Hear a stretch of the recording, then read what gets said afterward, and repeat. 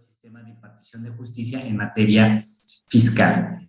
Abordaremos también toda la parte relativa a la teoría general de las contribuciones, de manera muy general, les reitero, porque solo tenemos 5 horas, cuando, bueno, este curso bien podría dar, para verlo detalladamente, pues al menos necesitaríamos unas 45 horas, bueno, así es que haremos nuestro mejor esfuerzo.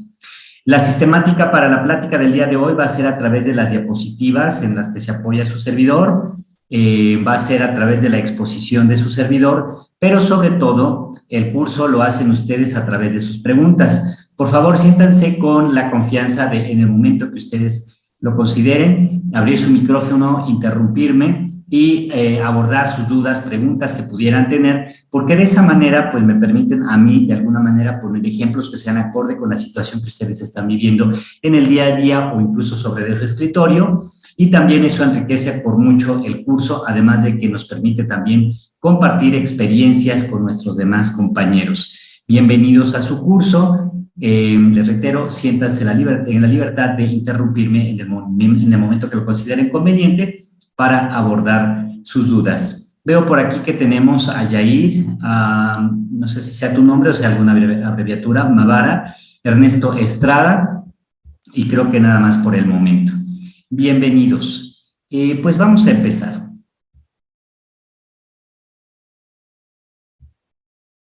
Un segundo, les comparto el material. Me voy al inicio de este y aquí lo tenemos.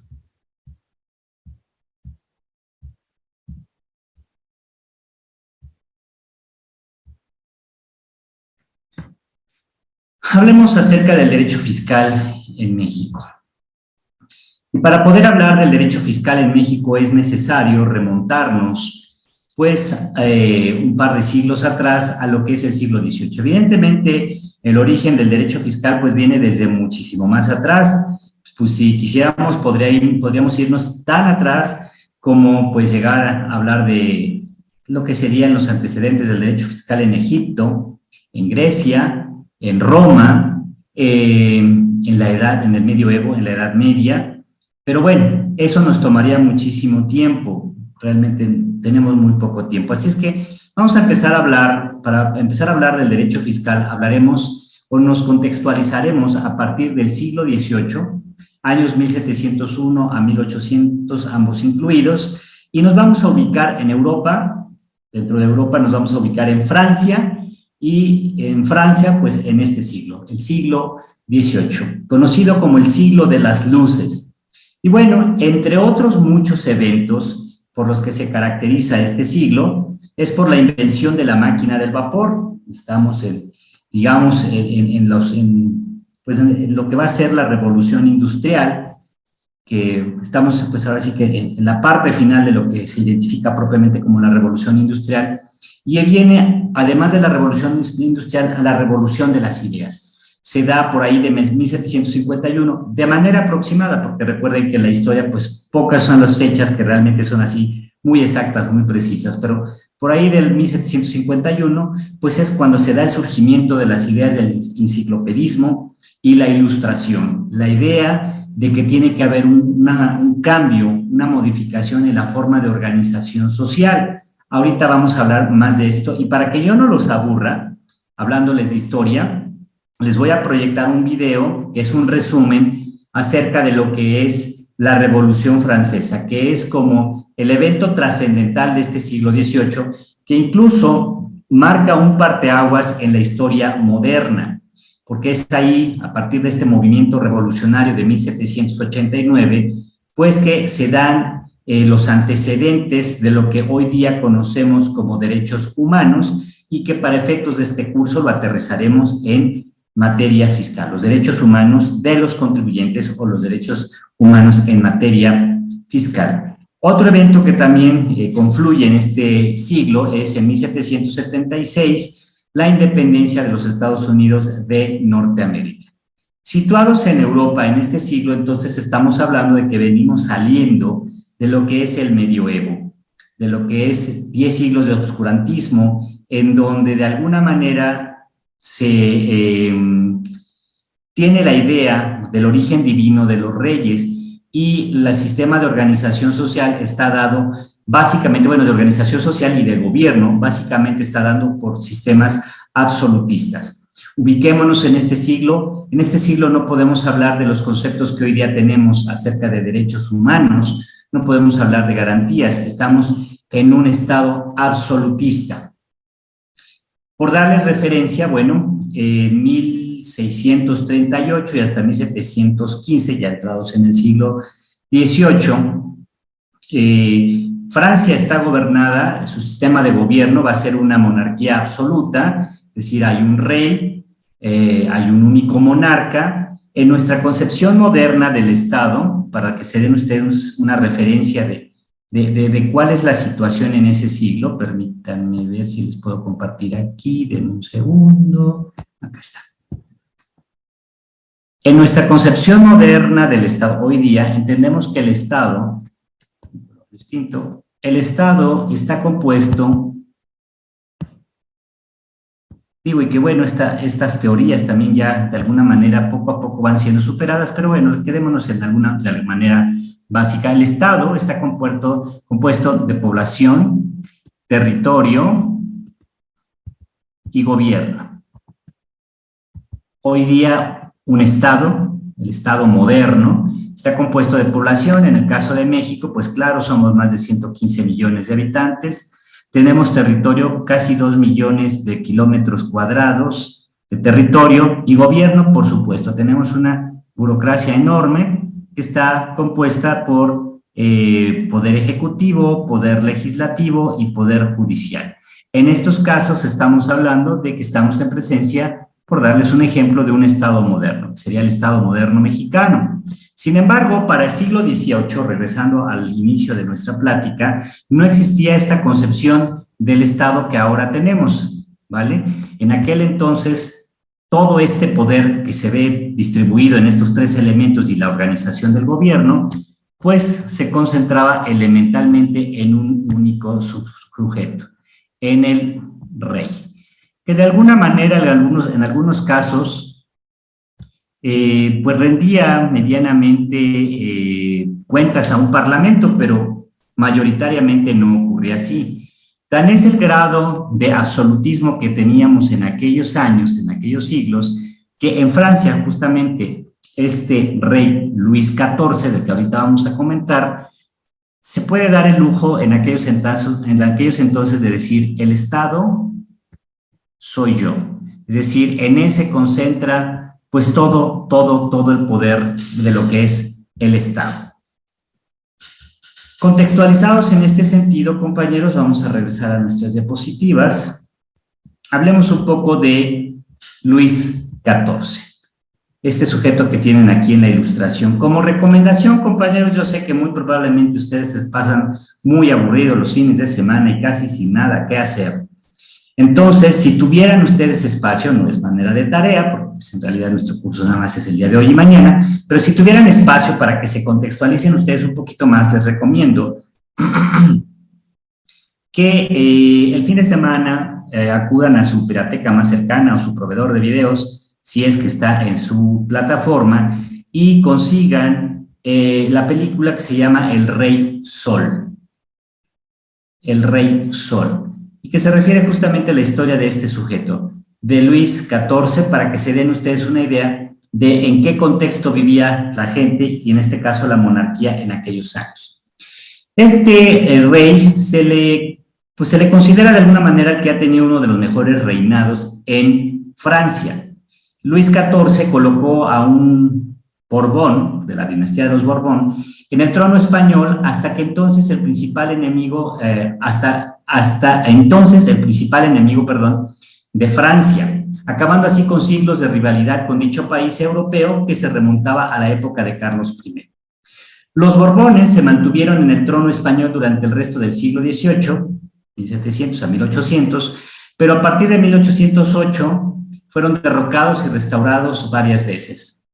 ¿Qué es lo importante de Luis XIV? Sus guerras y extravagantes palacios. Él es el que manda a construir el Palacio de Versalles. En alguna oportunidad que tengan, de estos días que les digo que seguramente no tendrán mucho que hacer, pues métanse a hacer un recorrido virtual al Palacio de Versalles, o si bien han tenido la oportunidad de estar por allá, a las afueras de París, este sujeto es el que mandó a construir el Palacio de Versalles como una medida para apartarse un poco de sus súbditos y pues según él de los bullicios de París.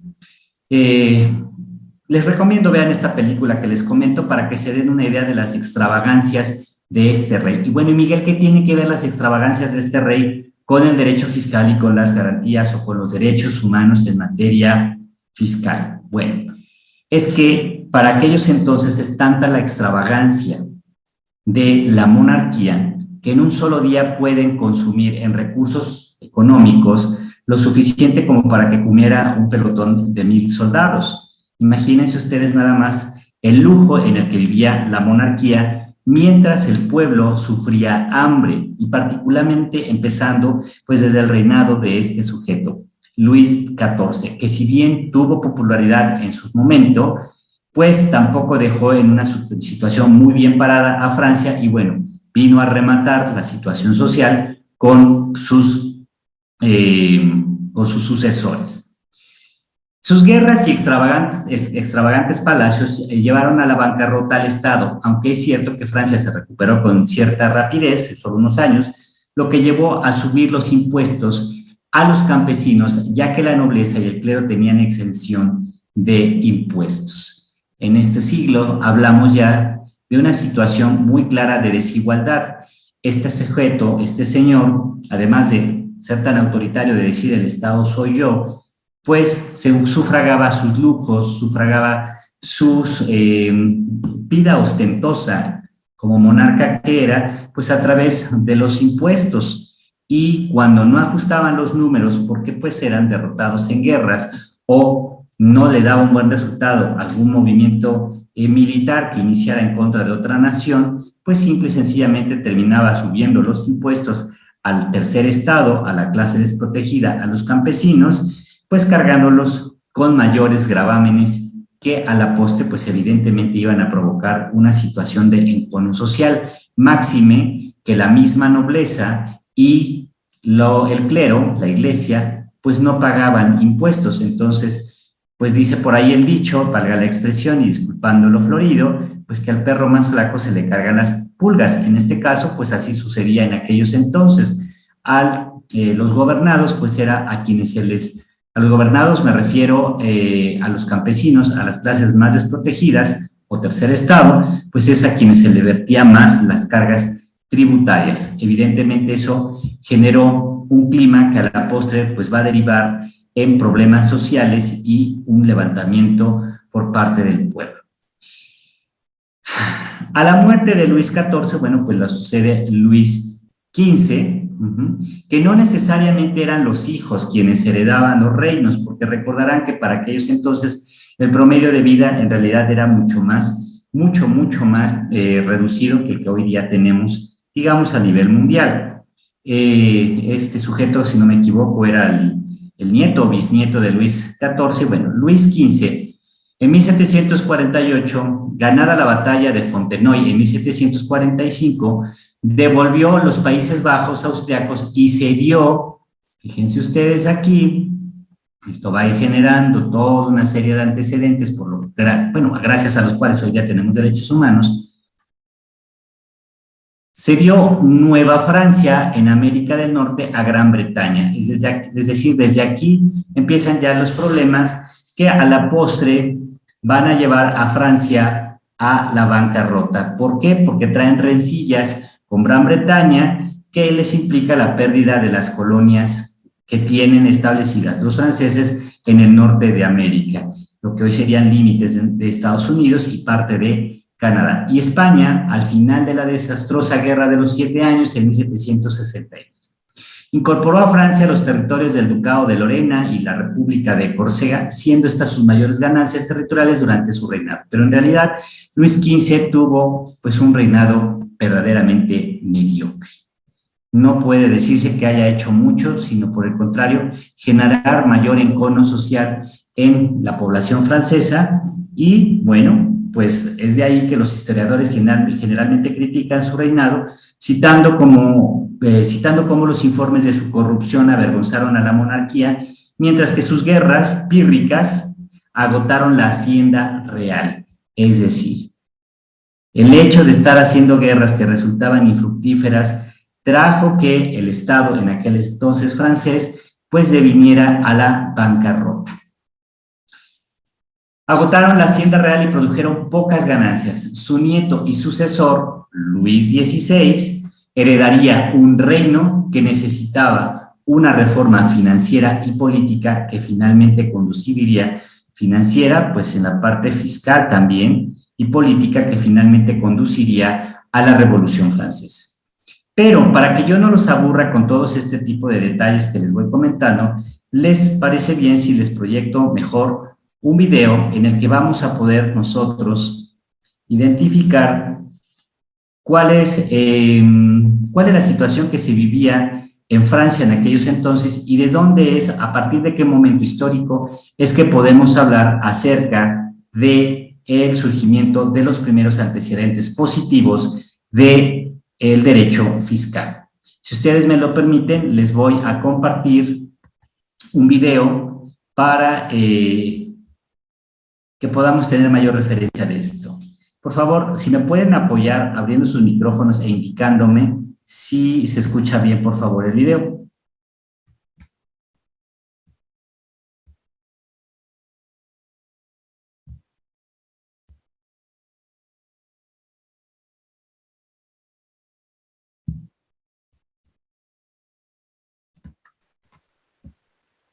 Vamos, lo estamos abriendo, ahorita se los comparto.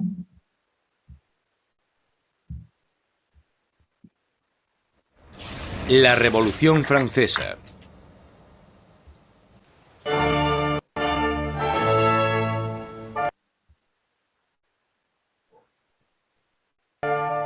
En la primavera de... ¿Sí se escucha bien? Sí, aunque se corta. Se cortó un poquito, ¿verdad? Vamos a ver. 1770, nadie hubiese podido prever los turbulentos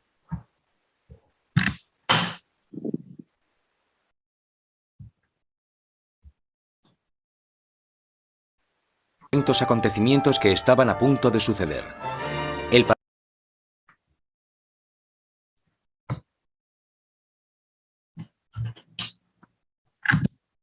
Se está cortando, denme un segundo.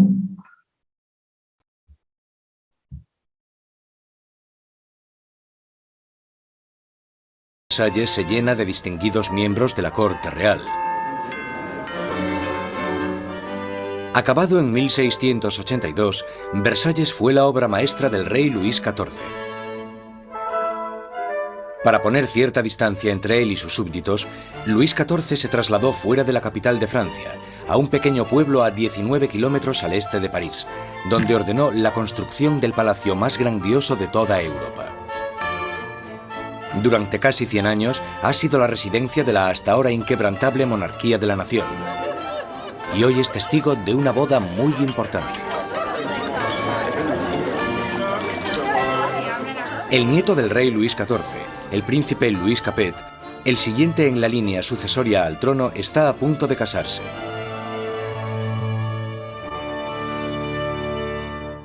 En su noche de bodas, con tan solo 15 años, Louis Capet es un chico tímido e indeciso, y posee pocas de las características propias de un futuro rey, y mucho menos de un marido.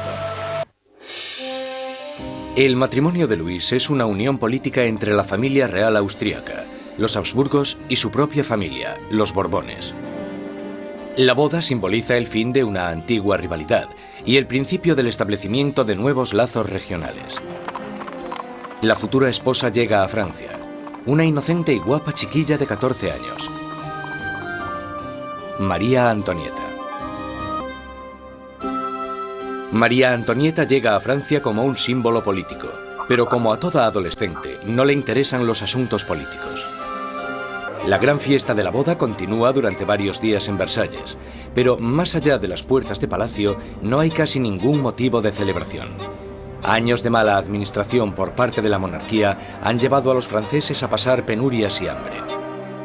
Casi una década antes, el rey Luis XV había perdido una guerra de 7 años, luchando contra Inglaterra por América del Norte.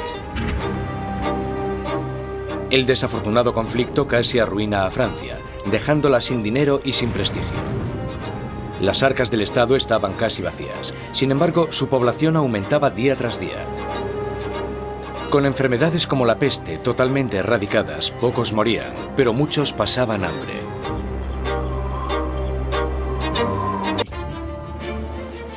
Cuatro años después de la boda real, el abuelo del príncipe Luis pierde su última batalla, contra la viruela. Muere Luis XV, un rey derrotado e impopular, dejando atrás a un país al borde del caos. En una espléndida ceremonia, el joven príncipe Luis hereda el trono y es coronado como Luis XVI. A pesar de la grandeza de su coronación, Luis XVI es totalmente consciente de que no está en absoluto preparado para ejercer de rey. Con un reino en crisis, Luis XVI es el peor hombre para estar al mando. El rey de 20 años reza: «Protege, Señor, a aquellos que reinan demasiado jóvenes». Instalados en los aposentos reales de Versalles, Luis XVI y María Antonieta empiezan su nueva vida como jóvenes monarcas. Aunque solo a 19 kilómetros, en París, está surgiendo una nueva era. Una era que entra en colisión directa con la monarquía en sí. Es la peligrosa nueva era de las ideas, la era de la Ilustración.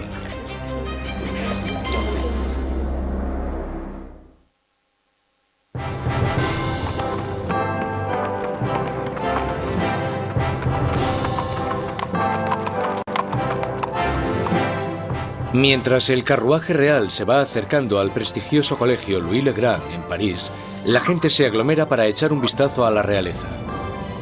Es el momento de darle la bienvenida a París al nuevo rey, Luis XVI, y a su joven esposa. Desde la Edad Media, la sociedad europea se había dividido en tres clases distintas, establecidas en el nacimiento. Había una gran división entre la riqueza de la nobleza y el clero y la pobreza de los campesinos. Entonces, en pleno siglo XVIII, la razón y la ciencia empiezan a cuestionar esta tradición. Envuelto por una corriente de innovación y nueva literatura, París es ahora el centro filosófico del mundo. La ciudad es invadida por nuevas corrientes de conocimiento, se abren nuevas posibilidades. Es la era de la Ilustración. Surge una nueva élite por todo París. Los aristócratas se reúnen para hablar sobre los escritores de la Ilustración y la floreciente edad de la razón. Voltaire, Rousseau. Nuevas voces se alzan a favor de la libertad, del control del propio destino y, sobre todo, de la igualdad. La pasión por esta nueva literatura se desata sobre todo en las clases altas. Pero mientras las ideas de la Ilustración van adentrándose en otros estratos de la sociedad, la lucha por la igualdad empezará a amenazar el estilo de vida aristocrático. Para ver aplicadas las ideas de la Ilustración, solo había que echar un vistazo al otro lado del Atlántico, donde los americanos luchaban por independizarse del antiguo enemigo de Francia, Inglaterra. El joven rey Luis quiere vengarse de las derrotas de su abuelo en la guerra y ve su oportunidad en la guerra de la independencia americana. Luis confía a la causa un total de 2.000 millones de libras, lo suficiente para alimentar y dar cobijo a 7 millones de ciudadanos franceses durante un año. La inversión marcará el inicio de un colapso económico en Francia. Mientras Luis XVI manda dinero y tropas al otro lado del Atlántico, María Antonieta se ocupa de generar sus propias deudas. La vida en Versalles es una interminable rutina de rituales arcaicos y formalismos. Hay ceremonias para cuando el rey y la reina se levantan, para cuando se visten, para cuando comen, para cuando se van a la cama. Para entretenerse en medio de la monotonía de estos rituales, María Antonieta preside extravagantes desfiles de moda. Aparte de esta moda extravagante, María Antonieta se entretiene con los cotilleos de la corte, haciendo apuestas y representando obras de teatro. Cuando empieza a acumular deudas, le ponen el nombre de Madame Déficit. Se producen muchas malas cosechas y la inflación aumenta el precio de la harina, llevando a la escasez de la parte esencial de la dieta francesa, el pan. Pero naturalmente estas privaciones acaban a las puertas de Versalles. Mientras los monarcas continúan viviendo en la extravagancia, las quejas se traspasan al papel. A la corte real se le acusa directamente. ¿Sabe por qué hay tanta gente necesitada? ¿Es acaso que su lujoso estilo de vida devora en un día lo que 1 millar de hombres necesitaría para subsistir? Después de 19 años de matrimonio, Luis tenía 4 hijos. Aún así, como rey sigue siendo impotente. En un intento por demostrar su liderazgo, Luis se mete a hacer reformas financieras. Pero su equivocada manera de manejar las finanzas carga a los pobres con muchos impuestos, mientras la nobleza no paga casi nada. Con la economía por los suelos y la gente cada vez más inquieta, parece que incluso Dios está enfadado, golpeando a Francia con el invierno más frío de los últimos 90 años. En 1788, para los franceses, la harina era la esencia de la vida. El pan, su medida de subsistencia. Bajo la mala financiación de Luis XVI, el precio de la harina se disparó. Las escasas provisiones se estaban agotando y el precio de una rebanada de pan pronto igualó al sueldo de un mes. El hambre se convirtió en rabia. Surgen disturbios por toda Francia. Se atacan casas. Se roban panaderías y los panaderos, acusados de guardar pan, son linchados allí mismo.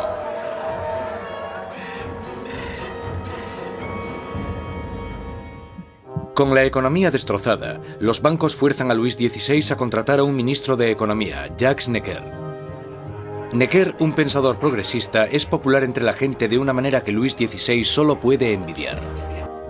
Con la nación en crisis fiscal, Necker insta a Luis XVI a convocar una reunión con el tradicional cuerpo representativo del reino, los Estados Generales. Es la primera vez en 175 años que se reúne a estos representantes. 4 de mayo de 1789. Un destacado joven abogado y político llega a Versalles. Maximilien Robespierre viene a presentarse ante los Estados Generales como diputado, para ser la voz que pida justicia para la gente que él representa, el Tercer Estado. Robespierre era un huérfano provinciano que había destacado académicamente con la obtención de una prestigiosa beca, convirtiéndose en un orador elocuente. Un mojigato en apariencia, pero con las ideas muy claras. Cuando volvió a su casa, al pequeño pueblo de Arras, las ideas de la Ilustración que había absorbido en los salones de París tuvieron a un poderoso defensor porque se convirtió en el abogado de los oprimidos de su pueblo natal. Robespierre y sus compañeros pedían que la nobleza y el clero pagasen sus impuestos. Pero Luis XVI se siente cada vez más amenazado por el creciente radicalismo del Tercer Estado. Entonces, el 20 de junio, después de 6 semanas de estancamiento, los diputados se dan cuenta de que están siendo silenciados. El 20 de junio, cuando los diputados llegan a la reunión y encuentran las puertas cerradas, sospechan de un complot. Van a la sala, que era lo que nosotros llamamos la sala de juego de pelota, pero que en realidad era un frontón, se reúnen y juran que no dejarán de reunirse hasta que tengan una nueva constitución. Los diputados deciden constituirse en una nueva Asamblea Nacional y ser los verdaderos representantes del pueblo de Francia. El juramento del juego de pelota es uno de estos grandes y simbólicos momentos de la historia de la Revolución Francesa. Tienes a todas estas personas reunidas en este gran espacio abierto que es la sala de juego, levantando sus brazos en una especie de saludo casi romano, y para esta Asamblea Nacional fue el momento en el que se dan cuenta de su poder y dignidad, y realmente vieron que podían derrocar al rey de Francia. La Asamblea Nacional nace de un revolucionario estado de rebeldía. Será una comunión de voces procedentes de todo el país, un cuerpo parlamentario representando la voluntad de la gente.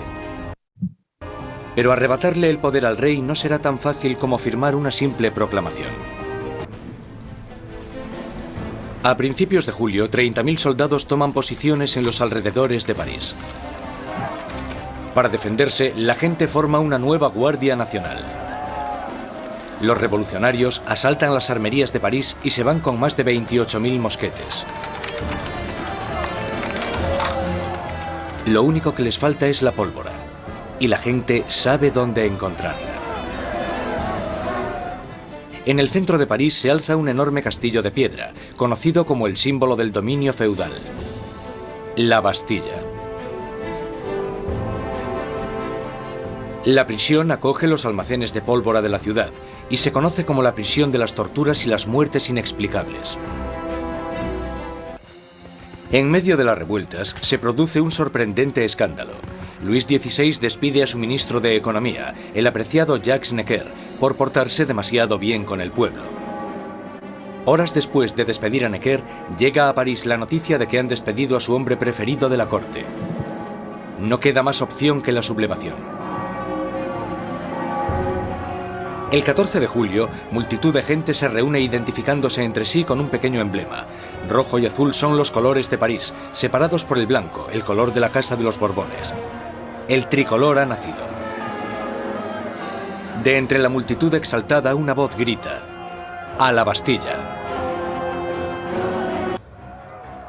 Cuando el director de la Bastilla, Bernard Delaunay, se entera de que una gran multitud se está aproximando a la prisión, intenta cerrarla. Monta una defensa desesperada, pero los revolucionarios asaltan la fortaleza y arremeten contra los guardas con cuchillos y lanzas. Finalmente, el director Delaunay se rinde, pero la multitud enfurecida le agarra arrastrándole por las calles, le abuchean, le dan patadas y le golpean hasta que grita: «¡Dejadme morir!». La multitud entusiasmada accede con mucho gusto a su petición. Le apuñalan, le disparan y nace una revolucionaria tradición. Su cabeza decapitada desfila por las calles clavada en una lanza. Con el humo aún levantándose de la Bastilla, Luis XVI vuelve de su viaje de caza. Debajo de la fecha del 14 de julio de 1879 escribe: «Nada», refiriéndose a su desafortunada caza. Un asesor le interrumpe con las noticias de los disturbios y la caída de la Bastilla. Luis XVI le pregunta: ¿es una revuelta? No, señor, responde. Es una revolución.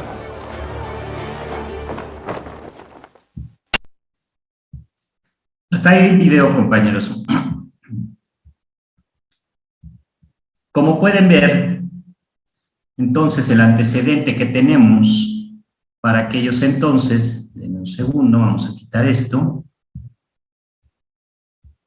El antecedente que tenemos para 1789, pues es un estado verdaderamente quebrado por las extravagancias.